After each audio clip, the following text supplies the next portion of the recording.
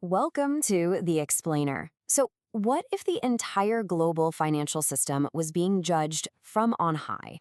Today, we're going to break down a pretty wild satirical French press review. It features a guest playing God, and let me tell you, his verdict on our modern world is absolutely scathing. Right out of the gate, the video hits you with this incredible line. Now, if you don't know, the Daltons are these famous comic book villains. So the claim here is that the world is so upside down, the roles have completely flipped. The bankers have become the outlaws, and the public, well, they're the targets. This really sets the provocative tone for everything that follows.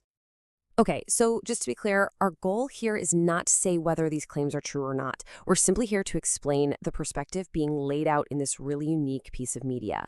So with that said, let's dive into their first big argument. All right. The first major theme the video tackles is this idea that a whole series of policies are being put in place to basically squeeze the average citizen, hitting them right where it hurts, in their daily lives and their plans for the future. So, what's the first point of pressure?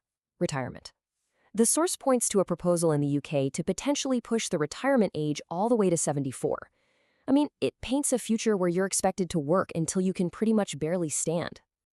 And it doesn't stop there. The analysis then lists a whole barrage of other austerity measures proposed in France. We're talking about getting rid of public holidays like Easter Monday, cutting a week of paid vacation, and even freezing pensions so they don't keep up with inflation. The whole argument is that people are systematically being forced to work more for less, all to pay down national debt. Then the video shifts gears to something it calls the Davos Plan.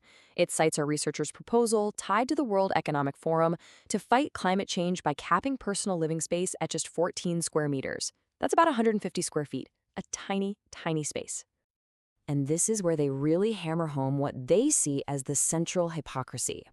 On one side, you have the rules for the public. Eat insects, save the planet, live in a little box. But on the other side, they point to reports of World Economic Forum founder Klaus Schwab allegedly spending over €1 million on, quote, gargantuan meals and other luxuries. Now, the video argues that this squeeze on citizens isn't just about making you work more or live with less. No, it extends right down to the actual money in your wallet, with what it describes as a coordinated global push to get rid of physical cash. So they pose the big question, why? Why are they so afraid of cash? And their answer is pretty blunt. It's not about stopping criminals. It's about getting total control over your money and, crucially, making sure you can't pull your funds out of the bank if there's a crisis. You know, a bank run. To back this up, the source lays out what it sees as a clear pattern of tightening the screws on cash. It starts back in 2011 with Greece limiting withdrawals to €60 a day. Then it jumps to today with a French bank setting a daily limit. And it ends with that recent viral story from Australia, where a bank literally refused to give a customer his own $5,000. And according to the video, it's not just about hard limits. It's about making cash a huge pain to use. They point to all these new roadblocks, like needing 2 forms of ID or waiting 48 hours just to get a bank check. And get this, even having to justify to the teller what you're going to do with your own money.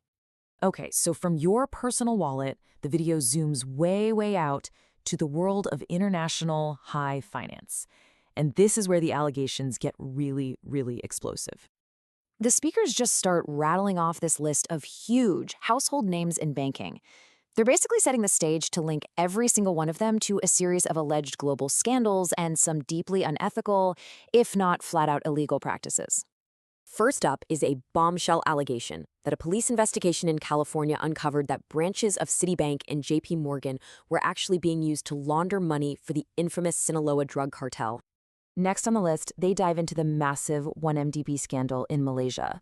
They get into the details of the Edmund de Rothschild Bank's conviction for its role in the fraudulent diversion of billions, that's billions with a B, from the country's national wealth fund.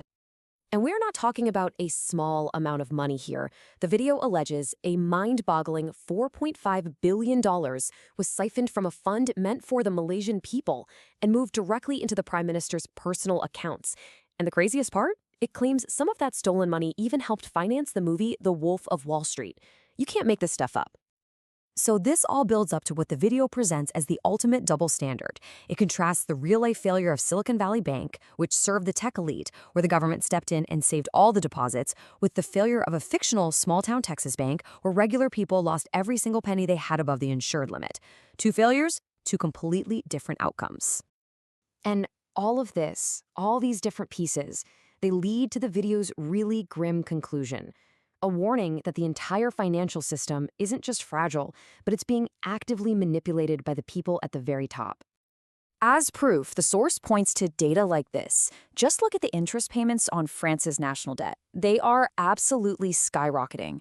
The argument is that these numbers are totally unsustainable and that the IMF is already threatening to put France under supervision, just like they did with Greece.